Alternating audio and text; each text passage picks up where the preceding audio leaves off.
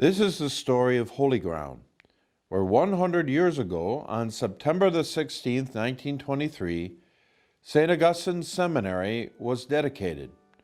Finally, the dream that African Americans could become Catholic priests would be realized.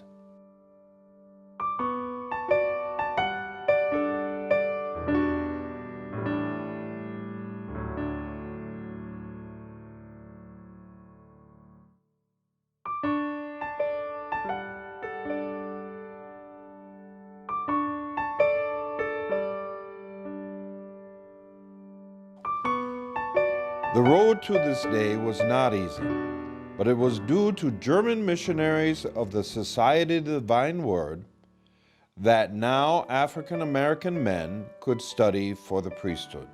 The Divine Word missionaries were founded in 1875 in Steyl, Holland, by St. Arnold Jansen. St. Arnold started his missionary society with very limited resources. But the Spirit was working, for the band of missionaries grew, and to this day has over 6,000 members, along with the Sisters of the Holy Spirit and Adoration Sisters. St. Arnold Jansen always had the idea of having a native clergy, a clergy from that particular culture. And so Divine Word Seminary was established primarily to train African American young men for the priesthood.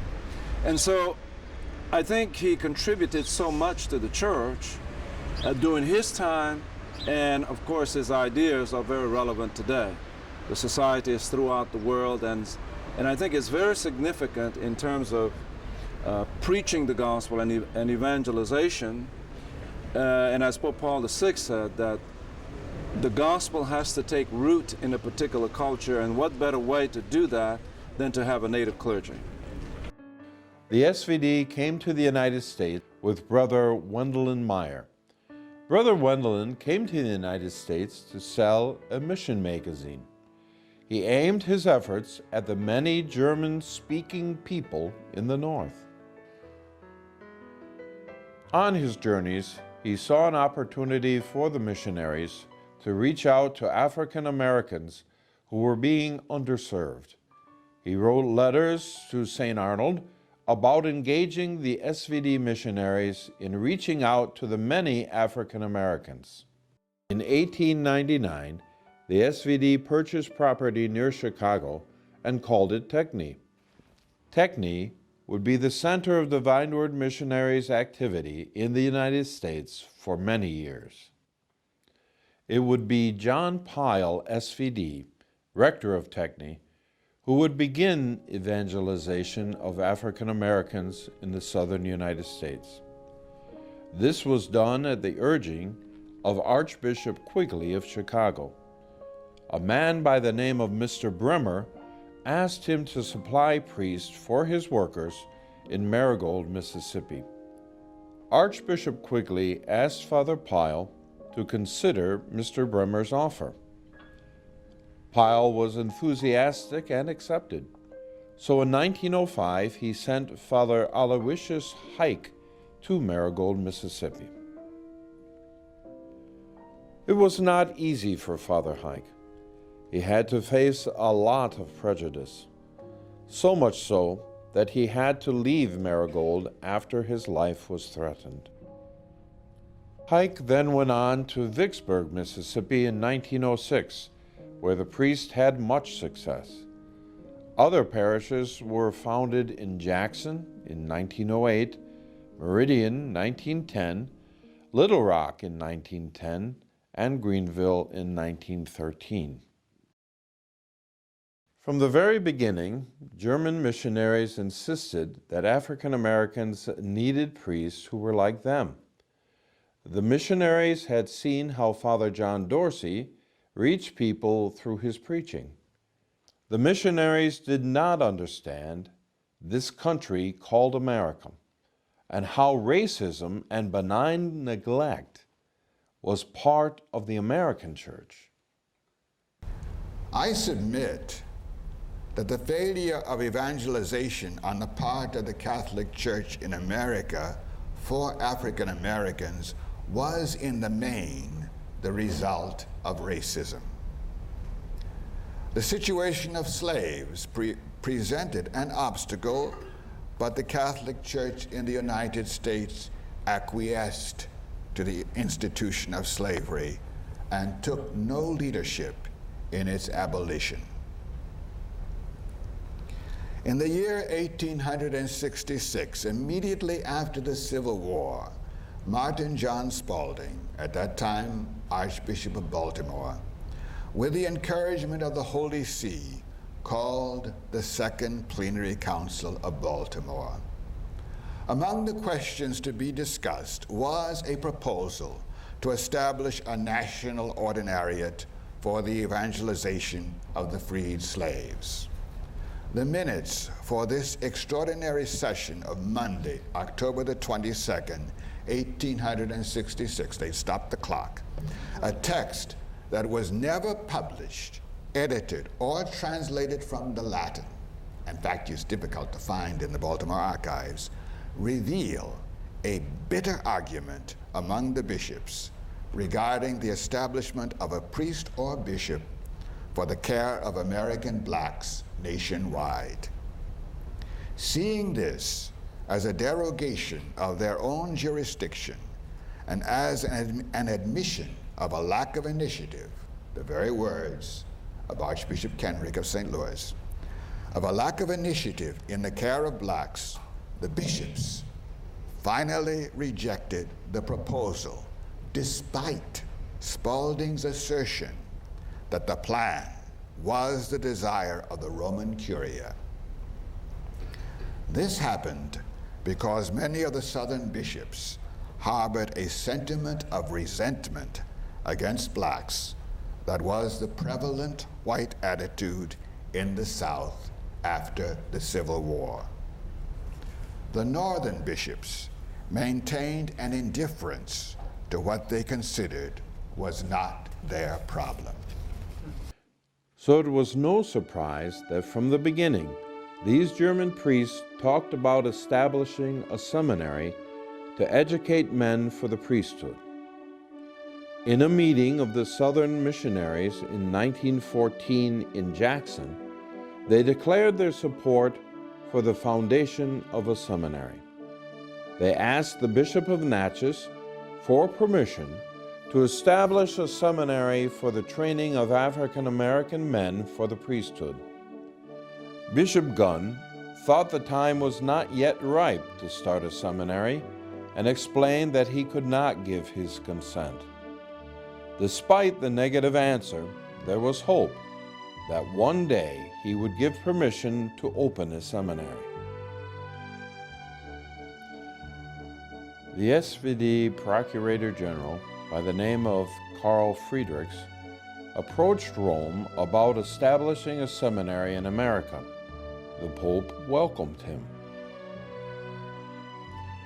The Pope would give approval to a seminary. The Pope himself gave his blessing and stated to Father Friedrichs that if anyone had a problem, they should come to him. It would be James Wendell and Matthew Chrisman who would be the driving forces for the ordination of African Americans. James Wendell from Meridian used the press to further interest in the training of young men for the priesthood. He published The Colored Messenger and presented short stories about the Southern missions. The magazine began to publish more and more discussions about a seminary. By means of the magazine, which he edited, he succeeded in changing attitudes towards blacks and thus prepared a broader basis for the seminary for blacks. Even if Father Wendell never lived to see the building of the seminary for blacks for which he had struggled, he died on 24th of February 1920, he still died with the security that his efforts would be crowned with success. A few months before his death, Bishop Gunn of Natchez positively answered his renewed request for the founding of a seminary for blacks in his diocese. Father Wendell died at the age of 39.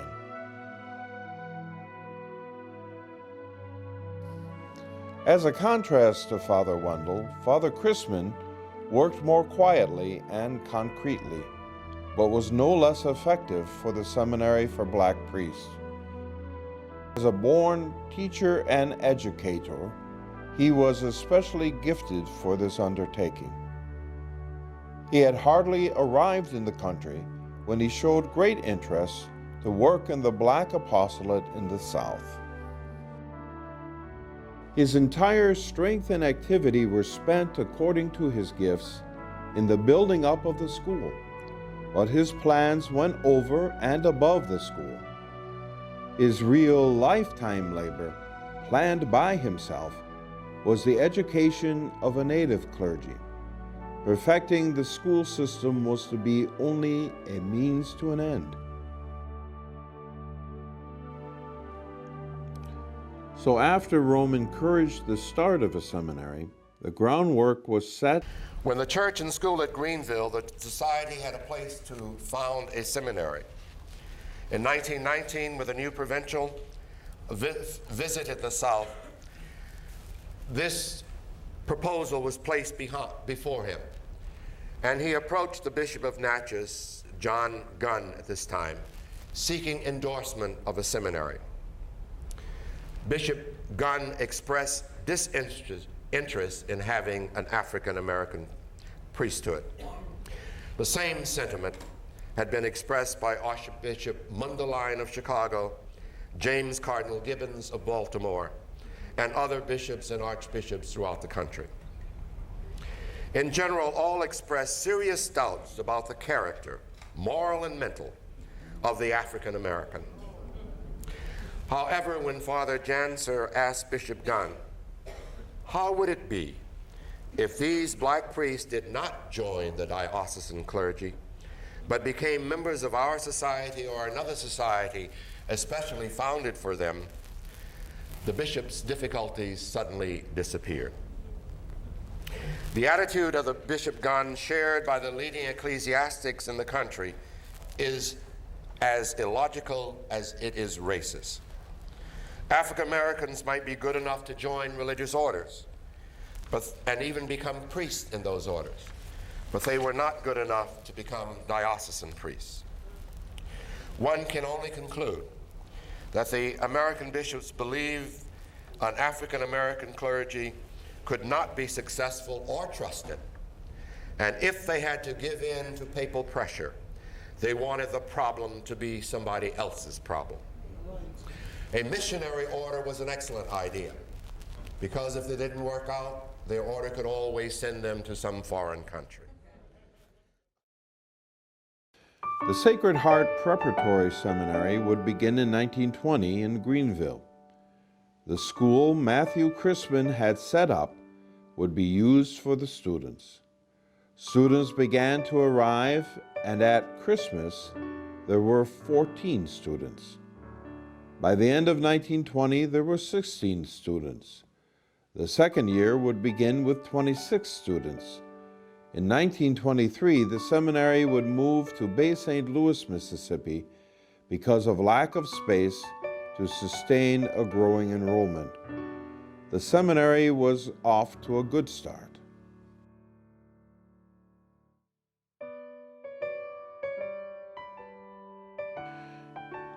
The seminary at Bay St. Louis was finally opened formally with much fanfare and a solemn blessing on the 16th of September 1923. The House Chronicle describes the day thus: "Today is marked as a red-letter day in the annals of St. Augustine's Mission House at Bay St. Louis, Mississippi." Once the seminary was dedicated in Bay St. Louis, Father Chrisman worked tirelessly to keep the seminary running smoothly. He taught classes and worked to secure financial help from friends and benefactors of St. Augustine. Father Christman worked with patience and perseverance. The many problems never discouraged him, nor did little failures irritate him. He did not reflect long whether or not the time was ripe to educate American blacks for the priesthood. He simply acted and opened the seminary.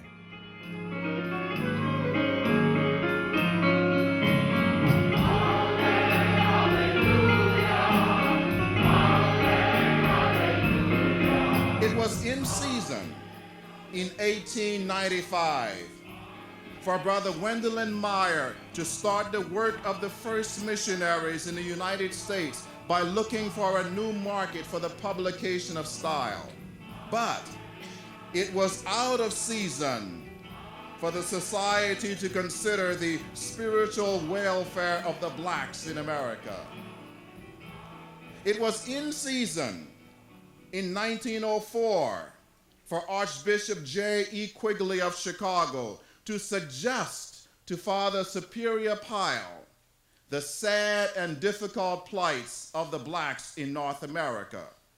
But it was out of season for the society to consider a seminary for the blacks of North America. It was in season in 1906 and 1909 for Father Aloysius Hike to establish missions in Marigold, Vicksburg, Jackson, Mississippi. But it was out of season for Father James Wendell to publish The Colored Messenger, in which he argued for the idea of having black priests. It was in season in 1910 and 1913 to start missions in Meridian and Greenville, Mississippi, and in Little Rock, Arkansas. But it was out of season for Father Matthew Chrisman to open a seminary for black candidates in Greenville, Mississippi. It was in season in 1919 for Father Peter Johnson to become provincial superior in the United States. But it was still out of season in 1923 for the seminary as it struggled and had to be moved to Bay St. Louis, Mississippi.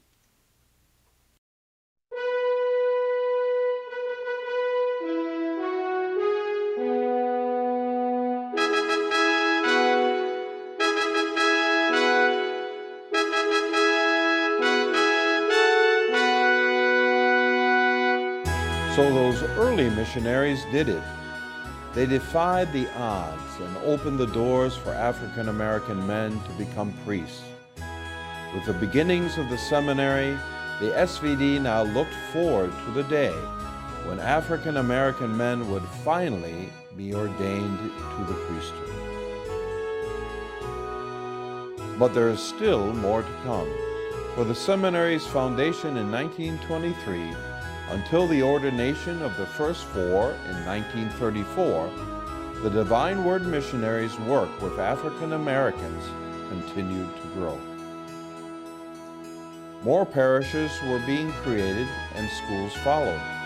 The missionaries felt the schools could aid in conversions and build up the parishes. The schools opened doors but were successful because of the Holy Spirit missionary sisters. Without these wonderful sisters, the SVD schools would have suffered. The story of the sisters and what they accomplished despite many hardships can be found in a wonderful book entitled 70 Septembers by Mary Best. These religious sisters worked quietly and humbly within the system, helping to form a black Catholic church in Mississippi and Arkansas that could dialogue and confront the church with its racism. Graduates from the schools would go on to make a difference in the church and society. The establishment of an SVD brotherhood was presumed when St. Augustine's Seminary began. It took a few years, but on May 5, 1937, Brother Vincent Webb and Brother Conrad pronounced religious vows. The brothers would become the backbone of the seminary, as well as serve in the foreign missions. It seems that while there was almost universal support for an African American clergy among Divine Word missionaries in the United States, no bishop would accept them after ordination into their diocese. The only conclusion one can draw from the opposition is the influence of racism and segregation. So as 1934 drew closer, the SVD knew that dioceses did not want the priests from St. Augustine. So where would they go? The final word came from the SVD Generalate in Rome. African Americans would be received into full membership as Divine Word missionaries. So in 1934, on May the 23rd, the first 4 priests were ordained as Catholic priests at Bay St. Louis.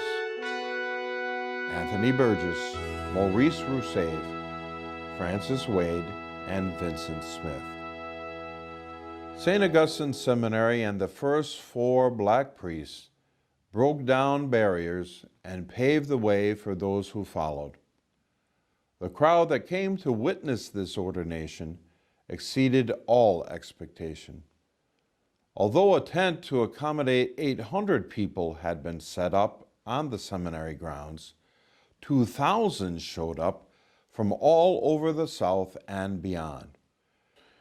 The Catholic Standard, newspaper of the Archdiocese of New Orleans, commented in May 1934, "The ordination of 4 colored priests, members of the Society of Divine Word, may well mark an epoch for the missionary history of the Church in this country." The foundation of St. Augustine's Seminary at Bay St. Louis a dozen years ago marked the first organized effort to secure for the Negroes of the United States the services of their own race. The seminary is devoted exclusively to this work, and with the advancement of its first class to the ranks of priesthood, its success may be regarded as certain. Rented a tent, you see, and they put the tent between the 2 trees, and at the end of the trees was the Ruello. Well, they built a temporary altar, for ordination, you see. But that's how the people got in, and in fact, those that could get in, I imagine must have been around 2,000 people there that ordination mass, you see.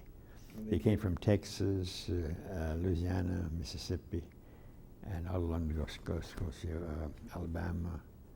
Oh, it was a high class, really wonderful.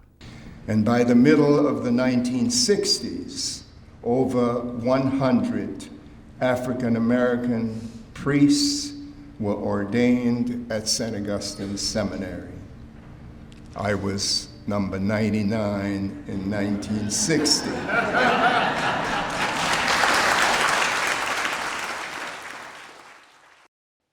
Where would the first be assigned? That would be the next thorny question to be discussed.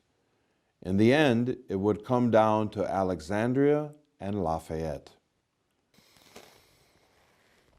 Bishop Desmond of Alexandria wanted the first 4 newly ordained, but found out his people were not as enthused as he was. Eventually, Bishop Girard of Lafayette took all 4, and they went to Lafayette at Immaculate Heart of Mary. Then finally, in 1940, the Southern Province was created with Father Joseph Eckert as the first provincial. Before this date, work in the Southern missions were coordinated by Techny, Illinois. Since 1940, the province has grown with missions in Arkansas, Mississippi, Texas, Louisiana, and Florida. Many priests who studied at and were ordained at St. Augustine served in these parishes. But a lack of vocations brought in SVD members from other countries. Now the SVD Southern Province is composed of priests and brothers from all over the USA. Primary work is still carried on in African American parishes, but with a change in the USA Church, missionaries began to minister in multicultural parishes. Hispanic ministry and work with Vietnamese became a part of the province's mission. Lay partners became a part of ministry in our parishes. Many students from St. Augustine went on to be successful men in society. And everything that I think I've done started here. My attitude about a lot of things in life started here. I got it all here. Although I'm not taking away anything from my parents because they sent me here. But the way I think, the way I try to solve problems, they all started here. That's what I do for a living. I'm a problem solver. I'm a lawyer. Hundreds of young men who did not become priests studied here and were trained here, and they're in many very, very important positions around the country, government, education, and the medical profession. So this place is, as you would say, a real seminary, a planting ground, not just for priests and brothers, but also for young men, young African-American men who have contributed and are contributing in this country, both to the church and to society. St. Augustine provided 9 African-American bishops.